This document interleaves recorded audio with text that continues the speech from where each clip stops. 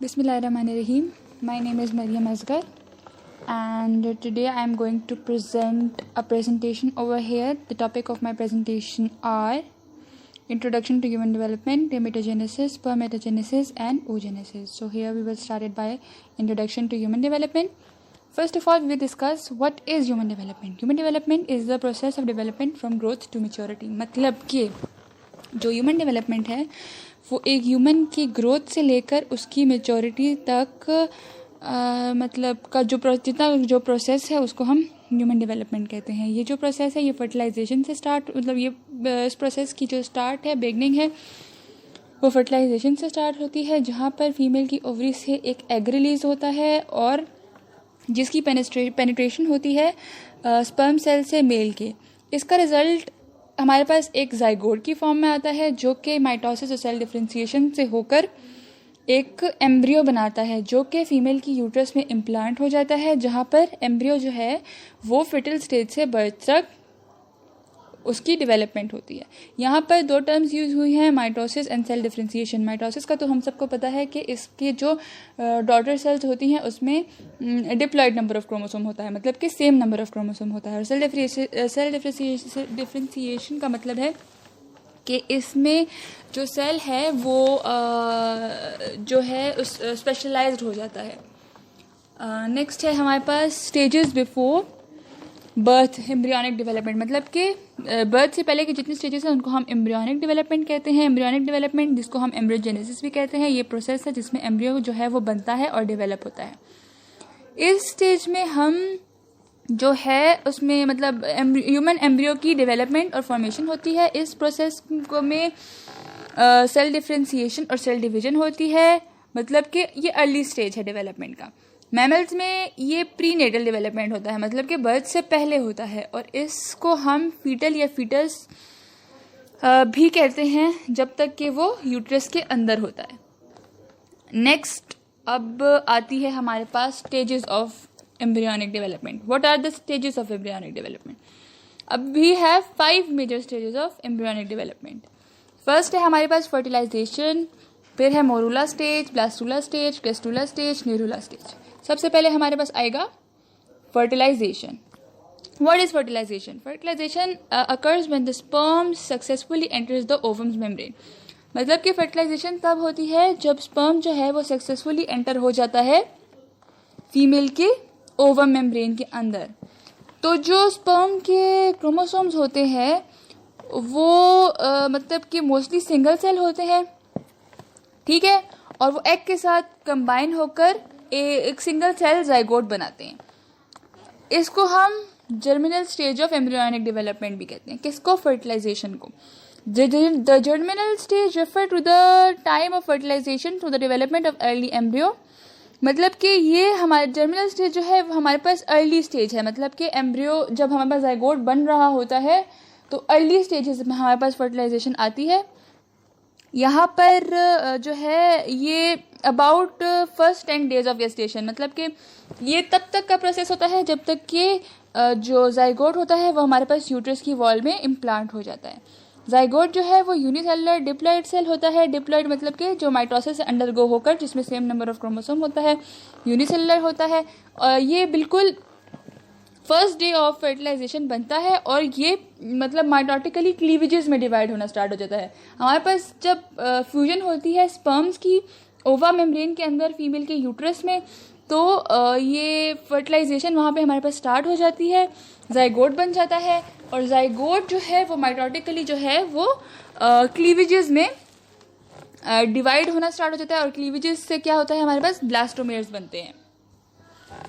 अच्छा, अब embryonic development जो है वो स्पर्म की फर्टिलाइजेशन से स्टार्ट होता है, जहाँ वहाँ हमारे पास स्टार्ट होता है जहाँ पर एक स्पर्म ने एक एग को फर्टिलाइज कर दिया, जाइगोट बन गया, वो आगे फर्दर क्लीवेजेस में डिवाइड हो गया, फिर वो एक बॉल लाइक स्ट्रक्चर बनाएगा, उसको हम कहते हैं मोरूला.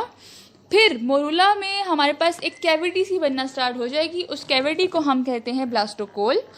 फिर उस ब्लास्टोकोल के स्टेज में जब मोरूला के इर्द गिर्द 128 सेल्स का सर्कुलर वो राउंड बन जाता है तो हमारे पास वहाँ पर ब्लास्टूला बन जाता है. फिर ब्लास्टूला जो है वो आगे गैस्ट्रूला की फॉर्मेशन करता है। फिर गैस्ट्रूला फेज के अंदर ही 3 जर्मिनल लेयर्स बनना स्टार्ट हो जाती हैं एम्ब्रियो में। ये हम अभी आगे डिस्कस करते हैं। सबसे पहले है हमारे पास मोरूला स्टेज। मोरूला स्टेज क्या है? मोरूला हमारे पास एक लैटिन वर्ड है जिसका मतलब है मलबरी। मोरूला जो है वो एक अर्ली स्टेज है पोस्ट फर्टिलाइजेशन डेवलपमेंट में, जहाँ पे सेल जो है वो रैपिडली माइटोटिकली डिवाइड होते हैं और एक सॉलिड मास बना लेते हैं। अप टू 12 और 15 सेल्स एक मलबरी सी अपीयरेंस हो जाती है। ये नेक्स्ट स्लाइड में देखें, ये वाला मलबरी अपीयरेंस बन गई, इसको हम कहते हैं मोरूला स्टेज। अच्छा, अब यहाँ पर ये कह रहे थे, यहाँ पे वो क्लीवेजेस जो है ना, जब अप टू 12 या 15 क्लीवेजेस बन जाती हैं, कंबाइन हो जाती हैं, मलबरी अपीयरेंस बन जाता है, इस स्टेज को हम कहते हैं मोरूला स्टेज। अब इधर एक सेलुलर कैविटी बनना स्टार्ट हो जाती है इस मोरूला के अराउंड ना, तो इसको हम क्या कहते हैं? ब्लास्टोकोल। ब्लास्टोकोल कहते हैं, जो इंटर्न जो है एक सेलुलर मास बनाएगा जिसको हम कहते हैं ब्लास्टोसिस्ट स्टेज। अच्छा, अब हम पढ़ते हैं ब्लास्टूला स्टेज। अच्छा, an early stage of embryonic development in humans, the blastula is a hollow sphere cell referred as blastomere surrounding as inner fluid filled cavity. अब हमारे पास क्या है कि ब्लास्टूला जो है वो होलो स्फीयर सेल है जिसको हम ब्लास्टोमियर्स जिसको हम ब्लास्टोमियर्स भी कहते हैं। इसके इर्द गिर्द एक इनर फ्लूइड फिल्ड कैविटी होती है जो कि ब्लास्टोकोल बनाती है अर्ली स्टेज में ह्यूमन डेवलपमेंट के। ठीक है, अब ये कब प्रोड्यूस होती है? जबकि क्लीवेज फर्टिलाइज्ड ओवम के क्लीवेजेस के इर्द गिर्द मतलब अराउंड 128 सेल्स जमा हो जाते हैं और सेंटर में ब्लास्टोकोल की कैविटी फिल्ड होती है। ठीक है, ब्लास्टूला जो है ये मोरूला के बाद बनता है और इसका फर्दर जो स्टेप है वो है गैस्ट्रूला स्टेज। अब ये पिछले डायग्राम में आप सब देख सकते हैं। पहले है फर्टिलाइज्ड एग, फिर फर्टिलाइज्ड एग के बाद जो है वो जाइगोट से 2 सेल्स बने डिप्लॉइड, उसके बाद 4, फिर 8, फिर मोरूला और फिर ब्लास्टोसिस्ट। अच्छा, अब इसके बाद हमारे पास इधर आ जाता है, ये देखें ब्लास्टूला के 8 गिर्द सिंगल लेयर है, मतलब 128 सेल की सिंगल लेयर आ गई। अब आगे हम गैस्ट्रूला पढ़ते हैं, फिर हम वापस इस डायग्राम की तरफ आते हैं। अच्छा, अब ये है the gastrula stage. Gastrulation is an early phase of embryonic development. इसमें क्या होता है कि एक सिंगल सेल ब्लास्टूला जो है वो रीऑर्गेनाइज्ड होता है, मल्टी लेयर हो जाता है। इस स्ट्रक्चर को हम कहते हैं gastrula. Gastrulation takes place after cleavages and the formation of the blastula. Gastrulation is followed by organogenesis and histogenesis when individual organs and tissues develop within the newly formed germ layers. अच्छा, अब gastrulation हमारे पास कहाँ होती है? जहाँ cleavages जो हैं वो हमारे पास ब्लास्टूला उन्होंने बना लिया। अब इसके बाद हमारे पास ऑर्गेनोजेनेसिस मतलब कि फॉर्मेशन ऑफ ऑर्गन्स और हिस्टोजेनेसिस मतलब कि फॉर्मेशन ऑफ टिश्यूज हमारे पास जहाँ स्टार्ट होती है, तो वहाँ पे हमारे पास जर्म लेयर्स बनना स्टार्ट हो जाते हैं। तो ये जर्म सेल्स जो हमारे पास हैं इस गैस्ट्रूला स्टेज में बनते हैं। अब ये 3 मेन लेयर्स जो है गैस्ट्रुलेशन में जो बनती हैं वो ये हैं। एक है एक्टोडर्म। एक्टोडर्म जो है उससे हमारे पास एपिडर्मस, हमारा एपिडर्मस मतलब जो स्किन का जो आउटर कवरिंग है, नर्वस सिस्टम और न्यूरल क्रेस्ट बनती है। न्यूरल प्लेट की स्टार्टिंग होती है, ये हमारे पास फोल्ड होकर ब्रेन और स्पाइनल कॉर्ड की फॉर्मेशन इसमें हमारे पास होती है। ठीक है, अच्छा, अब एंडोडर्म जो हमारे पास है वो डाइजेस्टिव सिस्टम की एपिथेलियम, रिस्पिरेटरी सिस्टम और जितने ऑर्गन्स इस डाइजेस्टिव सिस्टम से एसोसिएटेड होते हैं जैसे कि लिवर और पैनक्रियास, इसको भी क्या करती है? फॉर्म करती है। इसके बाद थर्ड स्टेज हमारे पास आती है मेसोडर्म। मेसोडर्म जो है वो बहुत से सेल्स को राइज देती है जैसे कि bones, muscles, connective tissue, vertebrates. अच्छा, mesoderm derivatives include notochord, heart, blood vessels, cartilage, ribs, vertebra and the dermis.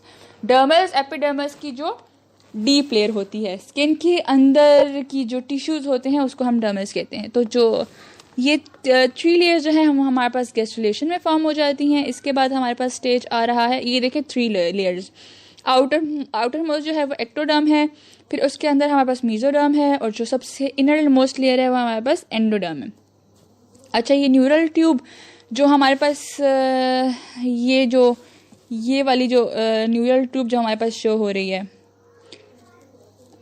तो ये हम अभी पढ़ते हैं इधर। ये देखें न्यूरल स्टेज में न्यूरुला जो है वो एक वर्टिब्रेट में एम्ब्रियो की डेवलपमेंट मतलब यहाँ पर होती है। ठीक है, न्यूरुला स्टेज में वर्टिब्रेट एम्ब्रियो की डेवलपमेंट होती है। यहाँ पर क्या होता है, ये गैस्ट्रुला स्टेज के बाद आता है, और यहाँ पर बस ऑर्गन्स की फॉर्मेशन स्टार्ट हो गई है। यहाँ पर टिश्यूज़ और ऑर्गन्स बनना हमारे पास स्टार्ट हो गए हैं। न्यूरुलेशन में क्या होता है, फोल्डिंग प्रोसेस होता है। हमारे पास जो न्यूरल प्लेट होती है वो न्यूरल ट्यूब में फोल्ड हो जाती है, ट्यूब लाइक स्ट्रक्चर बना लेती है, और ये जो न्यूरल हमारे पास ट्यूब होती है वो आहिस्ता आहिस्ता डेवलपमेंट के बाद हमारे पास ब्रेन और स्पाइनल कॉर्ड बनाता है। ठीक हो गया। फिर बस इसके बाद बर्थ हमारे पास हो जाती है।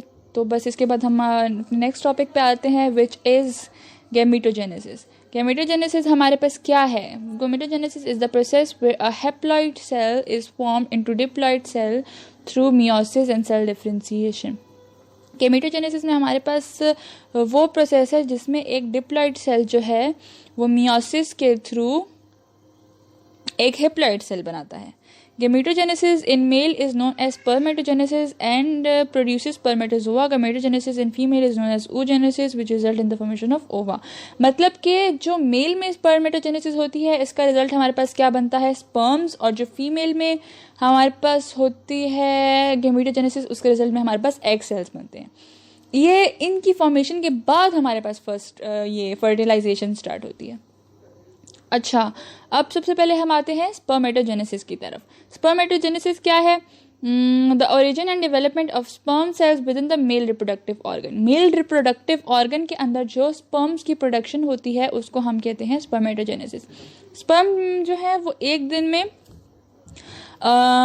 200 मिलियन इसकी प्रोडक्शन हो जाती है। और ये बात ये की पॉइंट है हमारे पास कि स्पर्मेटोजेनेसिस का जो प्रोसेस है वो प्यूबर्टी की एज में स्टार्ट होता है। प्यूबर्टी की एज वो होती है जहाँ पर एक ऑर्गेनिज्म जो है वो सेक्सुअली मेच्योर हो जाता है, वो सेक्सुअल रिलेशनशिप्स कर सकता है, और मतलब कि वो कि बस वो एक एडल्ट बन चुका है। अब इसके बाद हमारे पास आता है सेमनीफेरस ट्यूब्यूल्स। अब टेस्टिस के अंदर हमारे पास कॉइल्ड ट्यूब्यूल्स होती हैं बहुत सारी, जिसको हम कहते हैं सेमनीफेरस ट्यूब्यूल्स। स्पर्म सेल्स की जिसमें स्पर्म सेल्स जो है वो बनते हैं। इन ट्यूब्यूल्स की वॉल्स के अंदर हमारे पास स्पर्म सेल्स बनते हैं। ठीक है, अब जैसे कि हम सबको पता है कि सेमनीफेरस ट्यूब्यूल्स में मतलब जो स्पर्म्स बनते हैं, स्पर्म्स जो ये सेमनीफेरस ट्यूब्यूल टेस्टिस के अंदर होते हैं। अब जो मेल रिप्रोडक्टिव ऑर्गन है उसके अंदर जो है वो ब्लड फ्लो भी होता है। तो ब्लड फ्लो और ये जो स्पर्म्स का जो प्रोसेस है इनके दरमियान हमारे पास सार्टोली सेल्स का बैरियर होता है, जो कि ब्लड को और इन जहाँ पे ये प्रोडक्शन ऑफ स्पर्म्स होती हैं मतलब सेमनीफेरस ट्यूब्यूल्स, इनके दरमियान एक बैरियर सा होता है जो कि ब्लड को रोकता है कि वो स्पर्म प्रोडक्शन को डिस्टर्ब न करे, और स्पर्म्स जो है वो टेस्टिस के अंदर ही रहते हैं।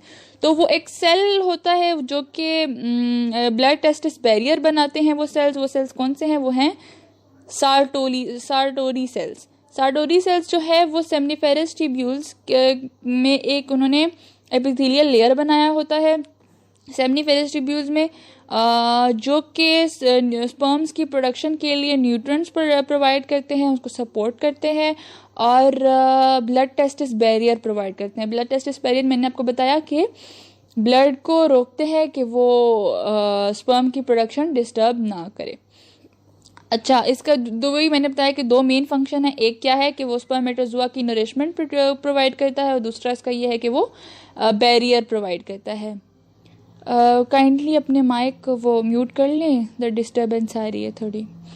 अच्छा, अब इसके बाद है स्पर्मेटोजोआ। स्पर्मेटोजोआ जो है वो रेप्लिकेट होता है मियोसिस से बहुत मतलब सेवरल टाइम्स वो हमारे पास डिवाइड होता है और एक आइडेंटिकल डिप्लॉइड सेल्स बनाता है, जिसको हम मतलब कि यहाँ पर ये जो सेल्स होते हैं मतलब स्पर्मेटोगोनिया, अब सर्टोली सेल्स के अंदर से ही स्पर्मेटोगोनिया सेल्स अराइज होते हैं, मतलब स्पर्मेटोगोनिया एक अराइज होता है जो कि आइडेंटिकल मतलब माइटोसिस के थ्रू डिवाइड होते हैं।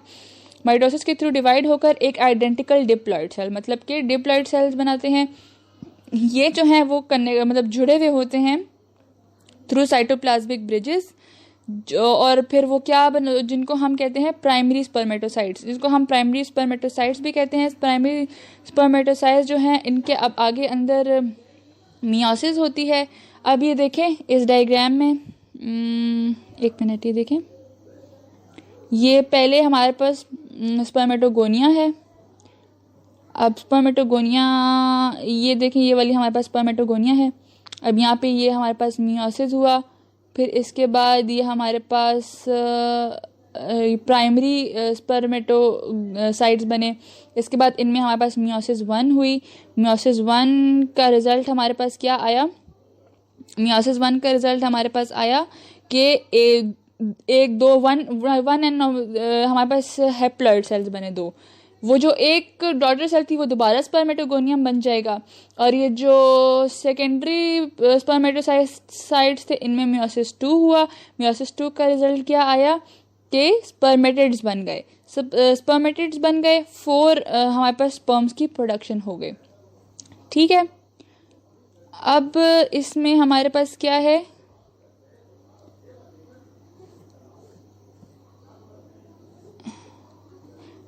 अच्छा अब हम आगे जाते हैं।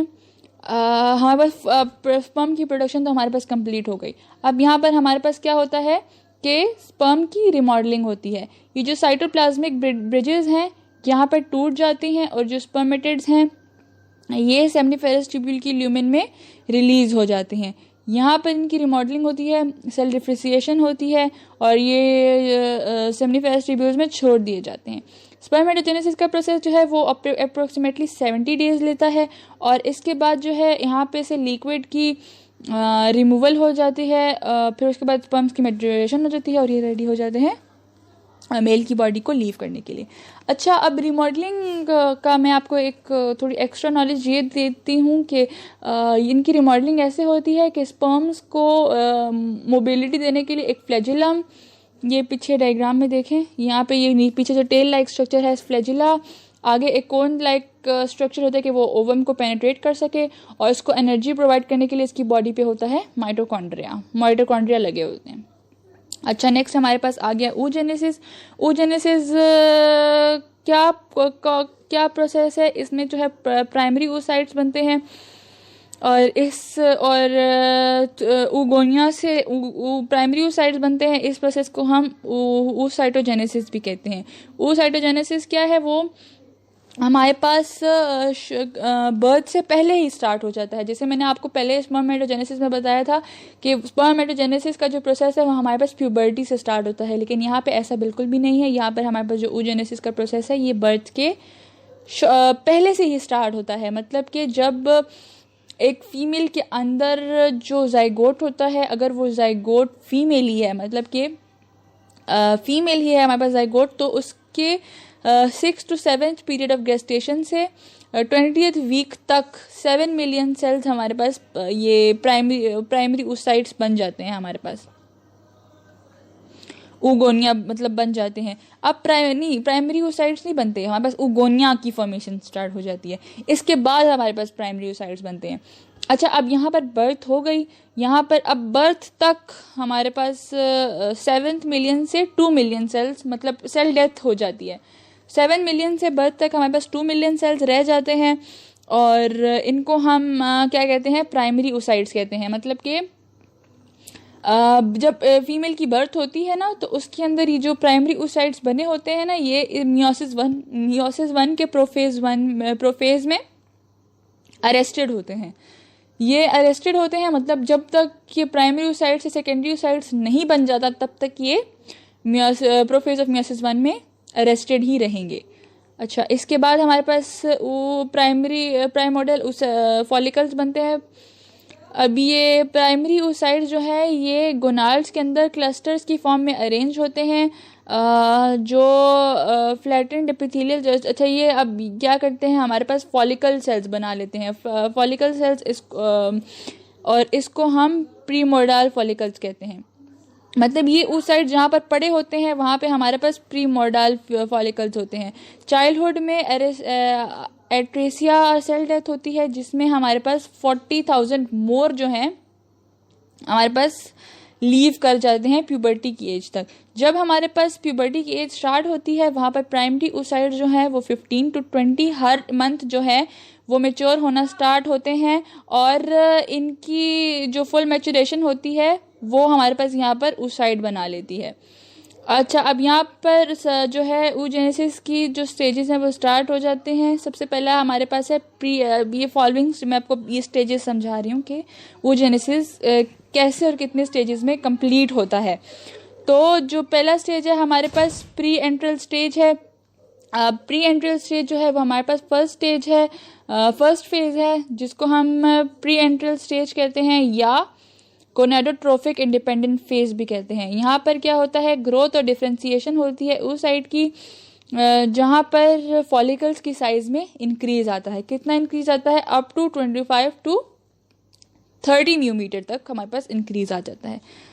अच्छा, अब ये जो फॉलिकल सेल्स जो है ये हमारे पास स्ट्रेटिफाइड क्यूबॉइडल एपिथेलियम होता है, इसको हम ग्रेनुलोसा भी कहते हैं।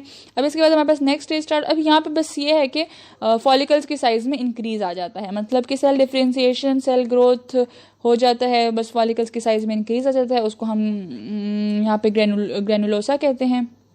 अब हमारे पास नेक्स्ट स्टेज आता है एंट्रल स्टेज। एंट्रल स्टेज में ये होता है कि यहाँ पर बीच में एक सेंटर में फ्लूइड बनना स्टार्ट होता है, जिसको हम एंट्रम कहते हैं। और यहाँ पर फॉलिकल्स जो हैं अब यहाँ पर सेकेंडरी फॉलिकल्स बन चुकी हैं, साइज में मजीद इजाफा हुआ और यहाँ पर हमारे पास सेकेंडरी फॉलिकल्स बन गई हैं। इसके बाद हमारे पास है pre ovulatory stage. Pre ovulatory stage में क्या है कि यहाँ पर हमारे पास मियोसिस 1 कंप्लीट हो जाती है। यहाँ पर हमारे पास हैप्लॉइड सेल्स जो है वो बन गए हैं। अब जो ये सेल्स हमारे पास बने हैं वो साइज में अनइक्वल हैं। एक जो है वो डॉटर सेल है जिसको लेस, एक जो है वो हमारे पास जो सी डॉटर सेल होती है जिसको लेस नंबर ऑफ साइटोप्लाज्म मिला होता है, वो हमारे पास पोलर बॉडी बन जाती है जो कि ओवम नहीं बनेगी। और जो हमारे पास दूसरा हैप्लॉइड सेल होता है जो कंप्लीट होता है उसको हम सेकेंडरी oocyte कहते हैं। जो दोनों डॉटर सेल्स है वो आगे मियोसिस 2 करेंगी और उसके रिजल्ट में एक पोलर बॉडी बनेगी और एक जो कंप्लीट oocyte है वो बनेगा, और जो पोलर बॉडी का आगे मियोसिस होगा उसमें हमारे पास 2 और पोलर बॉडी बन जाएंगी। अभी आगे डायग्राम देखें, इसमें इजीली आपको समझ आ जाएगी। पहले हमारे पास है प्राइमरी oocyte, उसके बाद हमारे पास क्या बन गया, मतलब प्राइमरी oocyte ही बना ना। इसमें हमारे पास क्या है कि मैचुरेशन की तरफ जा रहा है। अब यहाँ देखें, यहाँ पर प्राइमरी oocyte से एक सेकेंडरी बना और एक पोलर बॉडी बनी। अब इस सेकेंडरी oocyte से एक मेच्योर ओवम बना और ये बाकी की 3 पोलर बॉडी, जो 3 पोलर बॉडीज है ये वापस वही रहेंगी और ये जो आगे मेच्योर ओवम है ये आगे फर्दर जाएगा फर्टिलाइज्ड होने के लिए। अच्छा, अब ओव्यूलेशन का स्टेज यहाँ पे स्टार्ट हो जाएगा। अब ये फॉलिकल्स जो हैं ये साइज में ग्रो कर चुकी हैं, मेच्योर हो चुकी हैं, इसको हम कहते हैं ग्राफियान फॉलिकल्स। अब ये जो इनकी वॉल, अब इस स्टेज में ओव्यूलेशन की स्टेज में जहाँ पे कि ये ओवम हमारे पास बन चुका है, उस साइड हमारे पास बन चुका है, तो अब ये वॉल्स जो हैं, इसकी मस्कुलर वॉल्स जो हैं उनमें कंट्रैक्शन स्टार्ट हो जाएगी कि अब हम उस ओवम को रिलीज करें। तो इस मस्कुलर कंट्रैक्शन की वजह से ये जो oocyte है ये हमारे पास फलोपियन ट्यूब्स में रिलीज हो जाता है। इसके बाद हमारे पास फर्टिलाइजेशन के लिए चला जाता है। अच्छा, अब जब ये जो सेकेंडरी oocyte है ये हमारे पास मियोसिस 2, फर्टिलाइजेशन की मियोसिस 2 मतलब जब कंप्लीट हो जाती है तो जो थर्ड पोलर बॉडी है वो मियोसिस 2 कर लेती है। तो इसके बाद हमारे पास एक फर्टिलाइज्ड एग हमारे पास बन जाता है। फर्टिलाइजेशन अगर नहीं होती तो जो हमारे पास oocyte बना है वो 24 आवर्स के अंदर अंदर डीजेनरेट हो जाएगा, और जो बाकी का जो हमारे पास जो बाकी की जो पोलर बॉडीज़ वगैरह हमारे पास रह गई हैं वो अरेस्ट हो जाती हैं मियोसिस 2 में। अब इन पोलर बॉडीज़ का ये होता है कि ये जो हैं उसमें मेंस्ट्रुअल साइकिल के थ्रू जो है हमारी बॉडी से पास आउट हो जाती हैं। Thank you.